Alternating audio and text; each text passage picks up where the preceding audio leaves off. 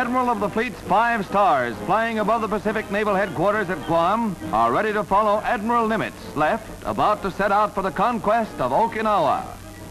Coming aboard the flagship of Task Force 58 is Admiral Mitcher, scourge of the enemy in waters about Japan.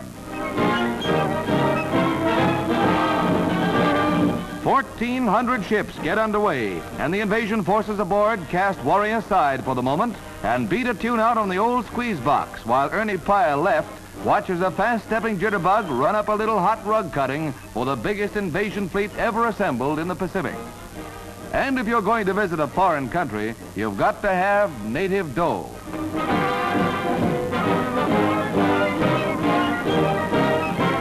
Strategic airfields are the objectives as the great fleet's guns open up.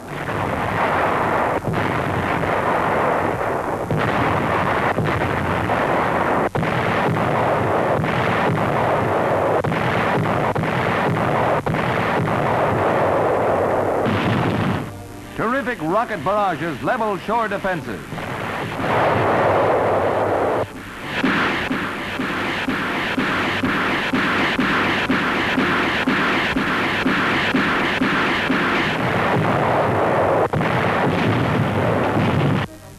Army, Navy, Coast Guard, and Marine cameramen combined to photograph these stirring scenes of the landing nearest to Japan's main island.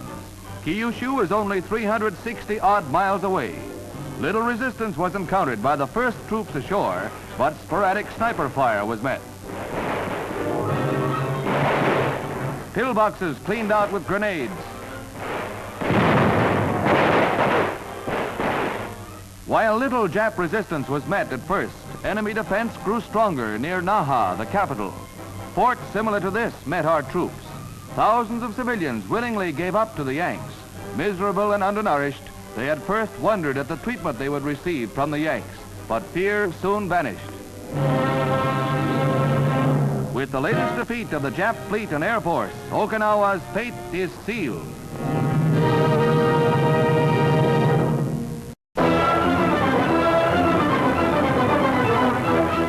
The RAF dropped 30,000 pounds of bombs on Mandalay during the final assault, which drove the Japs from that storied city.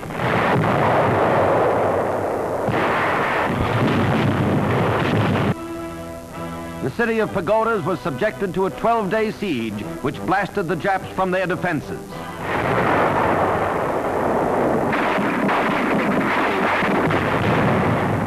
The Japs used temples as strong points.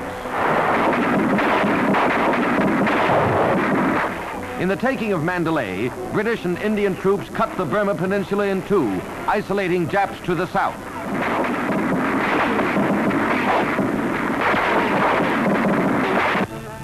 Another captured Jap flag, another symbol of the setting sun. It took concentrated shelling to crash the walled city on Dufferin Hill. The Japs held out here for days before the first stunned and blindfolded prisoners were removed.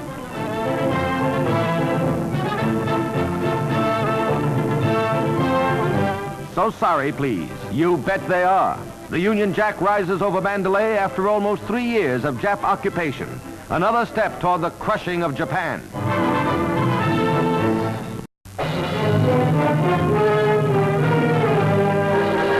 The American Third Army pushes farther into the crumbling German citadel, racing other Allied armies to Berlin. Tanks blaze the way.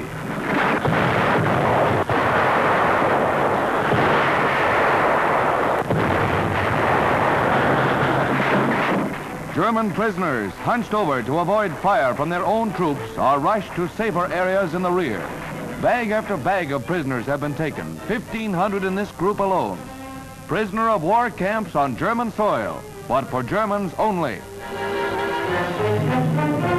There is no pause for the Third Army as it overruns the Reich. Burning and wrecked Nazi equipment, as well as their dead, litter the road as the armored divisions speed on to engulf a demoralized enemy.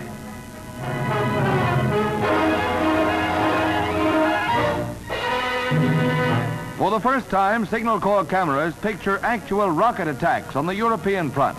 Multi-bank firing units have given valuable support to our artillery. Highly mobile, they're quickly set up and sighted.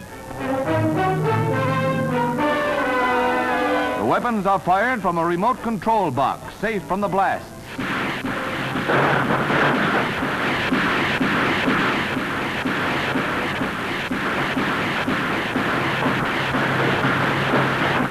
Many of the rocket banks are mounted on trucks and can be deployed so fast the enemy doesn't know what hit it.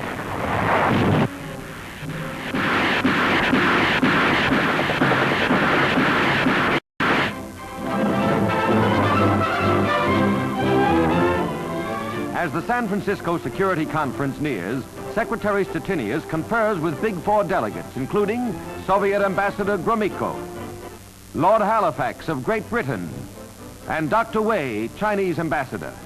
The group engaged in informal preliminary discussions. Assistant Secretary Archibald MacLeish tells why America not only wants peace, but must have peace. Peace has always been the policy of the American people.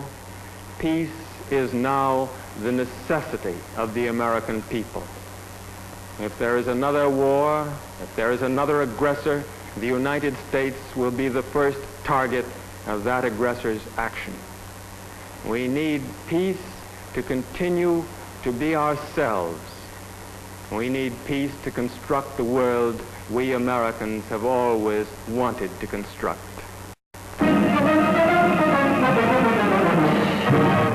When the wounded vets down in Georgia receive golf instruction from Lord Byron Nelson, everything is copacetic until they try it themselves.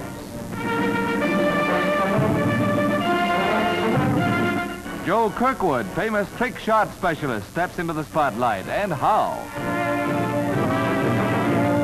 For something extra fancy, Joe tees up the ball this way, grabs his war club, but it's a bitter pill to swallow. Things are different in the second round as Joe whacks it, and he'll take no lip from Mr. In-Between. But for the Grand Slam, Joe winds up the shenanigans. It may not be golf, but it's very far from it.